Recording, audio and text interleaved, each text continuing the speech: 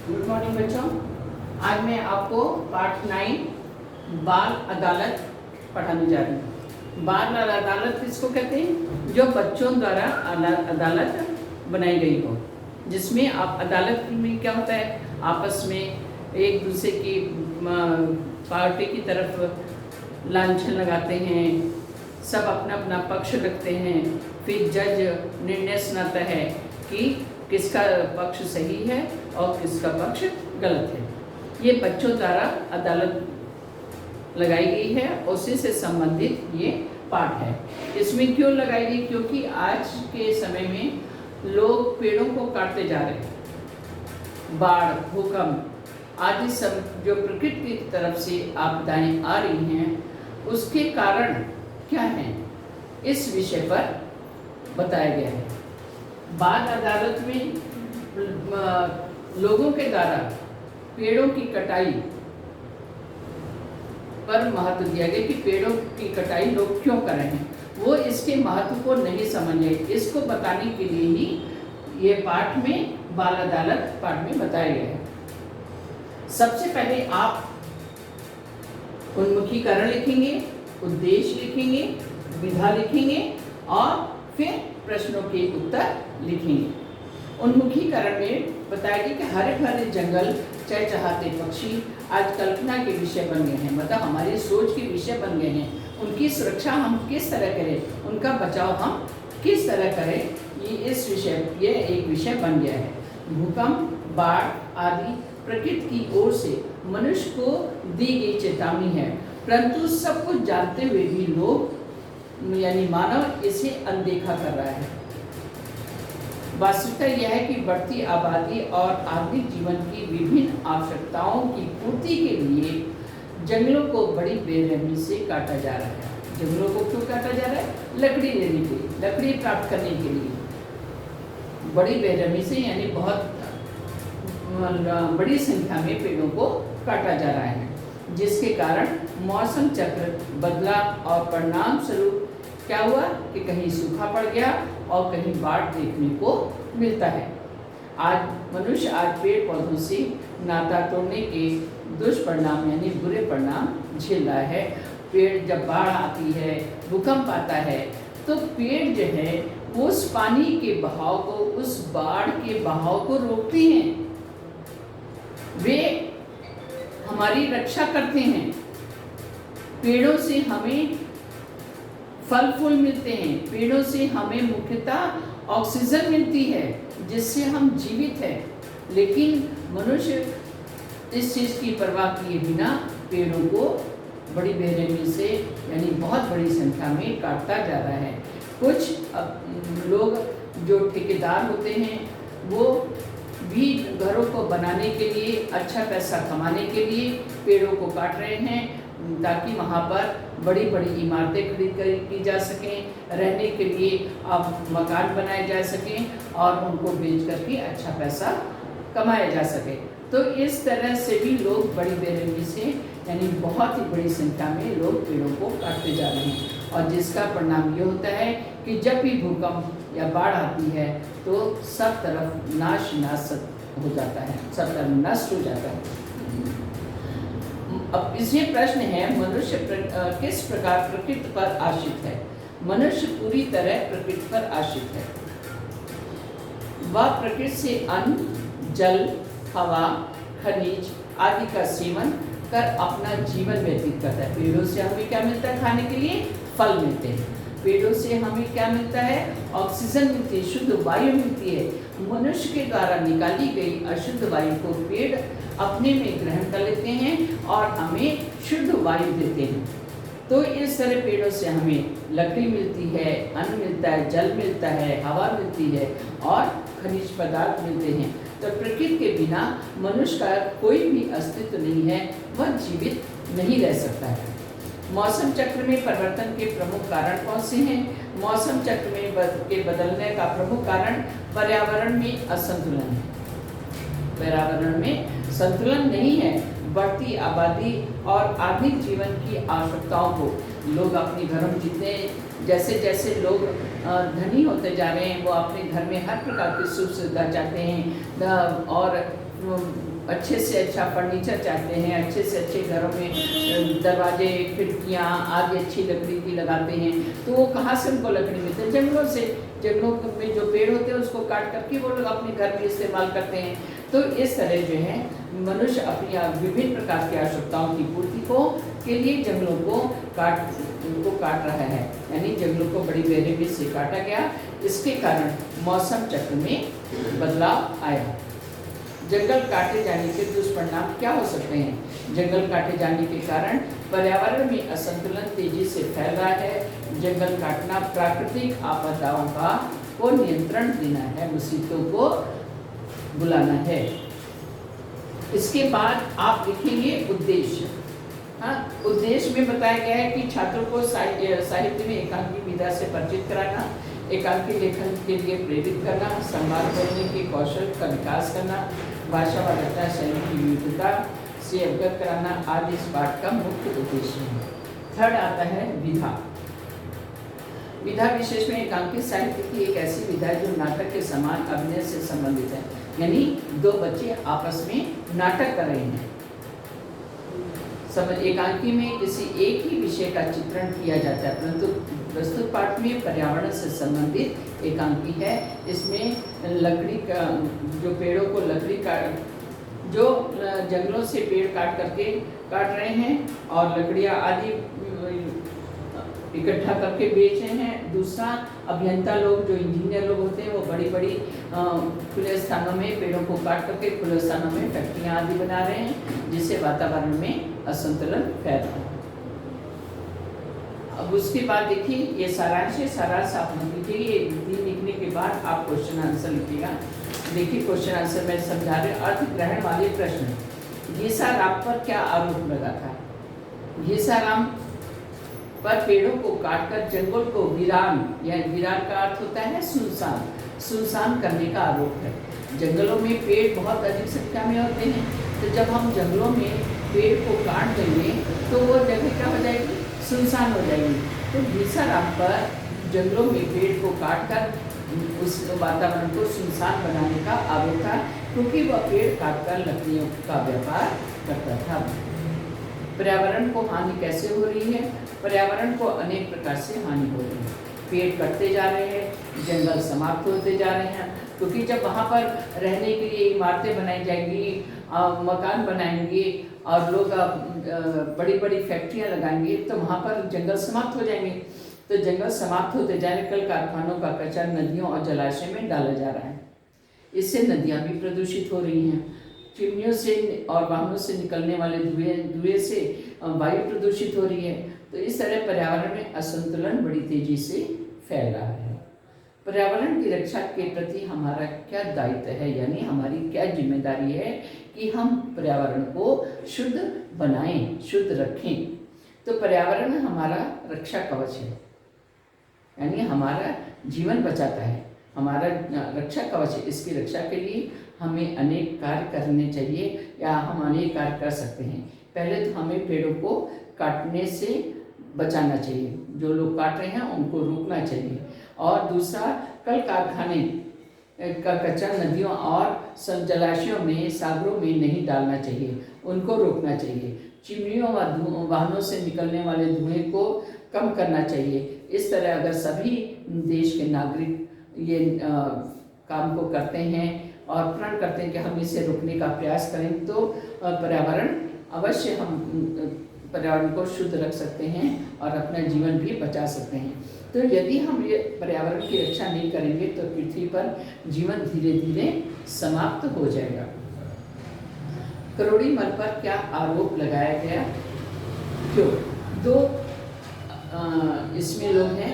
एक घीसाराम जो लकड़ी का व्यापार करता है, जंगलों में पेड़ों को काटता है, और दूसरा है कि वो फैक्ट्री के गंदे और फैक्ट्रियाँ लगाता है। जब जमीन खाली जगह पर करोड़ीमल पर आरोप था कि वह फैक्ट्री के गंदे पानी और तमाम कूड़े कचरे को गांव के पास बहने वाली नहरों में फेंकता है। करोड़ीमल पर क्या आरोप था कि वो कल कारखानों से निकलने वाले कूड़े कचरे को इकट्ठा करके जलाशयों में डालता है, जिससे जल प्रदूषित हो रहा है। उसकी फैक्ट्री की चिमनियों से निकलने वाला धुआं भी ग्रामवासियों के स्वास्थ्य को प्रभावित कर रहा है। जब वातावरण में वायु अशुद्ध होगी तो इससे स्वास्थ्य पर बहुत अधिक बुरा प्रभाव पड़ता है। तो करोड़ीमल एक उद्योगपति है, बहुत बड़ा बिजनेसमैन है, उद्योगपति है। ग्रामवासियों पर धुआं का क्या दुष्प्रभाव डाल रहा है? ग्रामवासियों पर धुआं क्या दुष्प्रभाव डाल रहा है, यानी धुएं से मनुष्य के शरीर पर क्या हानियां हो रही हैं, शरीर से धुएं से क्या हानियां हो रही हैं, यह बताया गया है। चिमनियों से निरंतर निकलने वाले धुएं के कारण सारे ग्रामवासियों का सांस लेना मुश्किल हो गया। जब हम कार्बन डाइऑक्साइड की मात्रा ज़्यादा हो जाएगी, ऑक्सीजन की मात्रा कम रहेगी, तो हमारा जीवन कष्टमय हो जाएगा, हमारा दम घुटने लगेगा, हम बेहोश हो सकते हैं, हमारी मृत्यु भी हो सकती है अगर शुद्ध वायु हमें नहीं मिलेगी। तो चिमनियों से निरंतर निकलने वाले धुएं के कारण सारे ग्रामवासियों का सांस लेना दुभर हो गया है, यानी मुश्किल हो गया है। इससे सांस के रोगियों के बढ़ने की आशंका है। अब ये मैंने आपको 4th क्वेश्चन बताया। अब इसमें जो है दूसरा है अर्थग्रहता प्रतिक्रिया। इसमें भी क्वेश्चन दिए हुए हैं, 2 दिए हुए हैं। न तो सांस लेने के लिए शुद्ध वायु है, न पीने के लिए स्वच्छ जल। इस स्थिति का मनुष्य के स्वास्थ्य पर क्या प्रभाव पड़ा है, अपने विचार लिखिए। ये पुस्तक में दिया हुआ है, ये देख लीजिएगा। पर्यावरण संरक्षण के लिए हम क्या कर सकते हैं, मतलब पर्यावरण को बचाने के लिए, वातावरण को शुद्ध रखने के लिए, बचाने के लिए हमें क्या करना चाहिए? हमें अधिक से अधिक पेड़ लगाने चाहिए, वृक्षारोपण करना चाहिए, और कल कारखानों से निकलने वाला कचरा नदियों और जलाशयों में नहीं फेंकना चाहिए। चिमनियों और वाहनों से निकलने वाले धुएं को कम करना चाहिए। प्लास्टिक का उपयोग नहीं होना चाहिए। साथ ही लोगों को पर्यावरण के संरक्षण के लिए जागरूक करना चाहिए। सभी का ये कर्तव्य बनता है कि वह पर्यावरण को शुद्ध रखने के लिए जागरूक हों। और नीचे दिया पाठ पढ़कर नीचे दिए गए प्रश्नों के उत्तर लिखिए। घीसाराम स्वयं को दोषी क्यों नहीं समझता? क्योंकि उसका व्यापार है, वो लकड़ी का व्यापार करता है। उसको लगता है कि मेरा बिजनेस है, मैं जो कर रहा हूँ वो सही है, इसलिए वो अपने आप को दोषी नहीं समझता। घीसाराम अनपढ़ है, उसको ये नहीं मालूम है कि पेड़ काटने से प्राकृतिक आपदाएं, मुसीबतें कितनी आ सकती हैं, लोगों को कितनी मुसीबतें झेलनी पड़ सकती है, उसको ज्ञान नहीं, क्योंकि वो अनपढ़ है। उसे ये भी पता नहीं कि जंगल से पेड़ काटने के लिए वन विभाग से आज्ञा लेनी पड़ती है, अनुमति भी लेनी पड़ती है। वो अपने मन से जाकर जंगलों में पेड़ को काटता है, क्योंकि उसको इस चीज़ का ज्ञान भी नहीं है कि हमें पहले तो वन विभाग से परमिशन लेनी चाहिए, उस अनुमति लेनी चाहिए। बिना विभाग के अनुमति के नहीं पेड़ को नहीं काटना चाहिए। और दूसरा, वो अनपढ़ है। तीसरा, न्यायाधीश ने घीसाराम को क्या सजा दी? घीसाराम को न्यायाधीश ने यह सजा दी कि तुमको पेड़ लगाने हैं, अपने गांव के चारों तरफ तुम्हें पेड़ लगवाने हैं, और अगले वर्ष तक उसकी देखभाल करनी है। उसको अन्य कैदियों की तरह जेल में बंद नहीं किया गया, बल्कि उससे यह पनिशमेंट दिया गया, उसे यह सजा दी गई कि तुम अपने गांव के चारों तरफ ज़्यादा से ज़्यादा पेड़ लगाओ और 1 साल तक उसकी रक्षा करो, ताकि वो पेड़ के रूप में आ जाए। बहते जल के विषय में करोड़ीमल के क्या विचार थे? बहते जल के विषय में करोड़ीमल के विचार थे कि बहता पानी हमेशा शुद्ध रहता है। ऐसा लोगों का मानना है कि जो पानी निरंतर बहता रहता है वो शुद्ध रहता है। उसमें जो कीटाणु वगैरह, मच्छर वगैरह जो पैदा है, वो सूर्य के प्रकाश के कारण वो मर जाते हैं, नष्ट हो जाते हैं। इसलिए जो बहता हुआ जल है वो शुद्ध माना जाता है, साफ होता है, उसे कोई दूषित नहीं कर सकता है। यह उसका भ्रम था। करोड़ीमल के यही विचार थे। सेठ को अदालत द्वारा क्या सुझाव दिया गया? सेठ को अदालत द्वारा यह सुझाव दिया कि 1 सप्ताह के भीतर वह अपनी फैक्ट्री की चिमनियों को ऊंचा करवाएं, साथ ही फैक्ट्री के कूड़े कचरे को नहर के बाहर, नहर में बहाना बंद कर दें, नहर में फेंकना बंद कर दें, अपने खर्चे पर उसकी सफाई की व्यवस्था करें, गांव के पर्यावरण संरक्षण की योजनाओं में अपनी आय का 2% खर्च करें। इससे लोगों के सामने एक धारण के कोई भी नहरों में, नदियों में कोई भी कूड़ा कचरा नहीं फेंकेगा। इस एकांकी द्वारा आपको क्या शिक्षा मिलती है? इस एकांकी द्वारा हमें यह शिक्षा मिलती है कि हमें पर्यावरण संरक्षण में सहयोग देना चाहिए। पर्यावरण हमारा रक्षा कवच है। हमारे देश में पर्यावरण बिगड़ने का एक कारण यहाँ के लोगों का अशिक्षित होना भी है, क्योंकि लोगों को मालूम नहीं है, वो ये नहीं समझते हैं। अगर कोई उनको रोकता है तो भी वो उनकी बात की कोई भी परवाह नहीं करते हैं, क्योंकि उनको समझ नहीं है। तो पहले तो उनको समझाना चाहिए, उनको बताना चाहिए कि पर्यावरण या पेड़ काटना कितना नुकसानदायक है, कितना हानिकारक है। तो इसका पहले हम लोगों को पर्यावरण को शुद्ध रखने के लिए उनको जानकारी देनी चाहिए जो अशिक्षित हैं। शिक्षा के प्रसार से पर्यावरण संरक्षण में सहायता मिलेगी। हम पेड़ों को काटने से बचा सकेंगे, वृक्षारोपण करेंगे, कल कारखानों का कचरा नदियों और जलाशयों में ना बहाएं, चिमनियों व वाहनों से धुएं को कम करें, लोगों को पर्यावरण के संरक्षण के लिए जागरूक करें। अब इसमें पंक्तियां दी हुई हैं, व्याख्या कीजिए। कानून हवा या पानी पर नहीं, मनुष्य पर लागू होता है। ये देख लीजिएगा, घोड़ा घास से दोस्ती नहीं करेगा तो खाएगा क्या? हाँ, घिसाराम पढ़ा लिखा नहीं था, लकड़ी का व्यापार उसका खानदानी पेशा था, इसलिए वो लकड़ी काटना अपना धर्म समझता है। इसलिए वो कहता है कि अगर घोड़ा घास से दोस्ती करेगा खाएगा क्या? यानी अगर हम जंगल में पेड़ों को नहीं काटेंगे तो हम कैसे अपनी आमदनी करेंगे, कैसे हम अपना घर का खर्चा चलाएंगे, कैसे हम अपने परिवार का भरण पोषण करेंगे, कैसे हम सबको अपने परिवार का खर्चा चला सकेंगे। तो ये कहता है कि घोड़ा घास से दोस्ती करेगा तो खाएगा क्या? यानी यदि वह पेड़ काटना छोड़ देगा तो अपना जीवन यापन कैसे करेगा? अब इधर देखिए,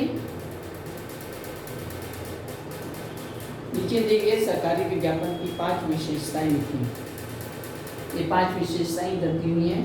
अब व्यक्ति सृजनात्मक में आप सेकंड क्वेश्चन लिख लीजिएगा, 5-6 पंक्तियों में उत्तर लिखिए। पेज नंबर 209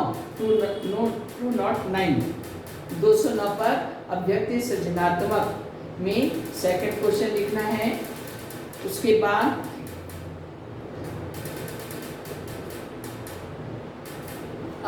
छोटा आ में सेकंड क्वेश्चन, छोटा आ में सेकंड क्वेश्चन, पेज 209। और बड़ा आ में सेकंड क्वेश्चन, बड़ी ई में और बड़ी ई में, बड़ी ई का क्वेश्चन लिखना है, आंसर लिखना है। ये आपको बुक से देकर के ये 3 पहले आप उन्मुखीकरण लिखेंगे, उद्देश्य लिखेंगे, विधा लिखेंगे, फिर पेज नंबर 209 का आज से सेकंड क्वेश्चन का आंसर, इससे भी सेकंड क्वेश्चन का आंसर और इसमें सेकंड का आंसर लिखना है, क्वेश्चन का आंसर, क्वेश्चन का आंसर लिखना है। तो उसके आप नीचे देखिए, भाषा की बात, पुस्तक में दी गई सूचना पढ़िए और उसके अनुसार लिखिए। यानी इसका पर्यायवाची लिखना है। शपथ का होता है प्रण और प्रतिज्ञा। घोड़ा, अश्व और तुरंग, 2 पर्यायवाची लिखने। घोड़ा का पर्यायवाची होता है अश्व और तुरंग। सजा का होता है दंड। हाँ, और उसके बाद घोड़ा, जंगल, इंसान वचन बदलकर वाक्य प्रयोग कीजिए। घोड़ा का बहुवचन होगा घोड़े तेजी से दौड़ रहे हैं। जंगल का जंगल ही रहेगा। वाक्य, जंगल मनुष्य के जीवन का आधार है। इंसान में इंसानियत होनी चाहिए। उसके नीचे दिया हुआ है कहावतों का वाक्य प्रयोग कर अर्थ बताइए। घोड़ा घास से दोस्ती करेगा तो खाएगा क्या? उल्टा चोर कोतवाल को डांटे, एक तंदुरुस्ती 1000 नियामत। ये दिया हुआ है। तो घोड़ा घास से दोस्ती करेगा तो खाएगा, इसका अर्थ होता है अगर हम अपना व्यवसाय, अगर कोई व्यवसाय अपना छोड़ देगा तो अपने घर का काम खर्चा कैसे चलाएगा, यानी अपना व्यवसाय छोड़ने पर काम नहीं चल सकता। उल्टा चोर का ताल को जानते हैं, यानी चोरी और सीना जोरी। एक तंदुरुस्ती 1000 नियमत, सबसे बड़ा सबसे अनमोल धन है। ये इसका वाक्य प्रयोग भी दिया हुआ है। अब इसके बाद देखिए संधि विच्छेद देखिए, निर्दोष पर्यावरण निसंदेह। निर्दोष में नि प्लस दोष, ये विसर्ग संधि है। पर्यावरण में परि प्लस आवरण यण संधि। निसंदेह का नि प्लस संदेह, ये विसर्ग संधि है। अब ये यहाँ इंग्लिश में दिया हुआ है सेंटेंस, इसको हिंदी में अनुवाद करना है और अनुवाद भी लिखा हुआ है। उसके बाद देखिए निम्न शब्द समूह के लिए एक शब्द लिखिए। हाँ, जन सामान्य से संबंधित जन संबंधी, मुकदमा चलाने वाला मुकदमेदार, जो प्रकृति से संबंधित हो प्राकृतिक, जिसका प्रमाण न दिया जा सके अप्रमाणिक। इन वाक्यों को प्रश्नवाचक में बदलिए। मुझे अपने साथी वकील की दलील पर हंसी आती है। तो किसे अपने साथी वकील की दलील पर हंसी आती है। ये जो ऊपर सेंटेंस दिए हैं, इसको वाक्य दिए हैं, इसको प्रश्नवाचक बनाना है। मेरे ऊपर लगाया गया इल्जाम बिल्कुल बेबुनियाद है। किसके ऊपर लगाया गया इल्जाम बेबुनियाद है? हाँ, कानून हवा या पानी पर नहीं मनुष्य पर लागू होता है। कानून किस पर लागू होता है? हाँ, न्यायाधीश ने घीसाराम को सजा दी कि वो अपने गांव के चारों ओर पेड़ लगाए। तो किसने घीसाराम को सजा दी कि वह अपने गांव के चारों ओर पेड़ लगाए। अब बड़े ई में देखिए, पदबंध मुख्यतः 4 प्रकार के होते हैं, संज्ञा, विशेषण, क्रिया, क्रिया विशेषण आदि। श्यामू का बड़ा भाई रमेश कल आया था। संज्ञा पदबंध, यानी श्याम क्या है? संज्ञा है, नाम है। हाँ, उसका भाई, तो उसका संबंध श्याम का बड़ा भाई रमेश। तो रमेश कौन है? श्याम का बड़ा भाई, यानी इन दोनों में भाई का संबंध है। तो ये संज्ञा पदबंध हो गया। स्वीता परशमी और होशियारी है। परशमी और होशियारी ये उसकी विशेषता बताती है। किसकी? सुनीता की। सुनीता कैसी लड़की है? परशमी और होशियार। तो ये विशेषण संबंध हो गया। आयुष सुरभि का चुटकुला सुनता हंसता रहा। हंसता रहा क्या है? क्रिया। तो ये हंसता रहा क्रिया पद बनी। अरुणिमा धीरे धीरे चलते हुए वहां जा पहुंची। धीरे धीरे चलना क्या है? ये क्रिया है। और अरुणिमा कैसे चल रही है? धीरे धीरे। तो धीरे धीरे जो है वो उसके चलने की विशेषता बता रही है कि अरुणिमा कैसे चल रही है, धीरे धीरे, यानी ये क्रिया विशेषण पदबंध हो गया। बच्चे खेल खेल में अभिनय कर रहे थे। क्रिया पदबंध। वह एक सीधा साधा लकड़ी का व्यापारी है। विशेषण पदबंध। घीसाराम और करोड़ीमल दोनों के विरुद्ध आपराधिक मामला बाल अदालत में आया था। संज्ञा पदबंध। सेठ करोड़ीमल ने जाने अनजाने में पर्यावरण को क्षति पहुंचाई। क्रिया पदबंध। अब प्रदूषण से पर्यावरण का संरक्षण करने के विविध उपाय बताते हुए एक पावर पॉइंट बनाइए और उसका प्रदर्शन या परियोजना कार्य करना है आपने। उम्मीद है कि आप लोगों को समझ में आ गया होगा। ना समझ में आए तो आप पुनः आकर स्कूल में पूछ लीजिएगा, जो प्रश्न समझ में ना आया हो। धन्यवाद।